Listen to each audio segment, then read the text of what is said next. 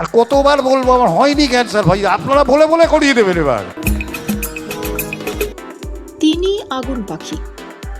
30 বছর ধরে আগুন গানে মাতিয়ে রেখেছেন দর্শকদের। তার গান শুনে লাল পিতে সাদা মোজার নীলাঞ্জনারা অনুভব করেছে প্রথম ভালো লাগার অনুভূতি। অন্যদিকে তার বৃদ্ধাশ্রম শুনে চোখ ভিজেছে বৃদ্ধের। তাকে নিয়ে রটনাও কম হয়নি, কিন্তু তিনি অপ্রতিরোধ্য। কদিন আগে আয়োজিত হয়েছিল তার একক অনুষ্ঠান। নাম দেওয়া হয়েছিল 3 দশকে নচিকেতা। হল ভর্তি দর্শক। আগুন ছড়ালেন তিনি।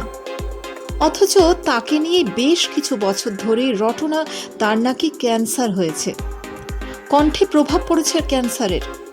সত্যি কি তাই?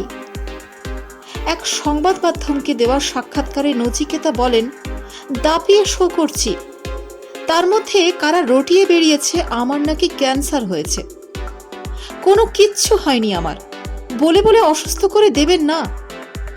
ক্যান্সার তত্ত্ব খারিজ করেছেন গায়ক। তার পরিকল্পনা সুদূর প্রসারী। মেয়ে ধানসিঁড়িও অনুসরণ করেছেন বাবার পথ। মঞ্চে গান গাইছেন তিনিও।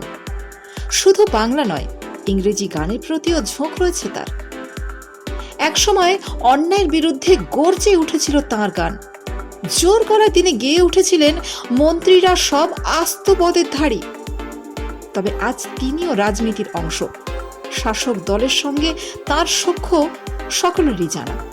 আজও কি অন্যায় দেখলে সেই গান তিনি গেয়ে উঠবেন? কিছুদিন আগেই তাকে প্রশ্ন করেছিল এক সংবাদ মাধ্যম।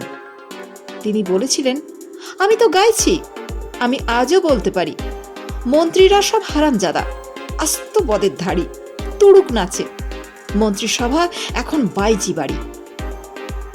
এরপরই সরাসরি আইটি সেলকে নিশানা করে তিনি যোগ করেছিলেন, যারা বলছে নচিকেতা এইসব গান এখন গাইছে না, স্রেফ বাজে কথা। আমাকে ডিগ্ল্যামারাইজ কতগুলো পাঁঠা করতে পারবে না। আমি বাংলা ভাষার ওপর যে দাগটা রেখে গিয়েছি, কতগুলো ফোড়ে আমার সম্পর্কে 2-5টা বাজে কথা বলে কিছুতেই আমাকে ম্লান করতে পারবে না।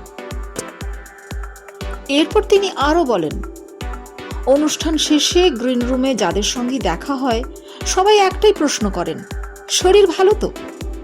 বুঝে নিতে হবে তার কাছে আর কোনো প্রশ্ন জিজ্ঞাসা করার নেই। আর কতবার বলবো আমার ক্যান্সার হয়নি?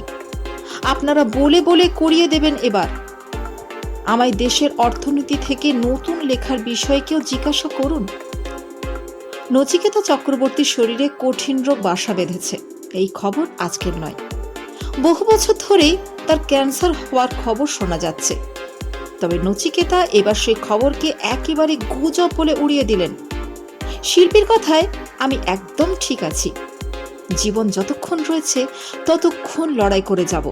জয়ের আশা মনে রেখে শেষ অবধি টিকে থাকব।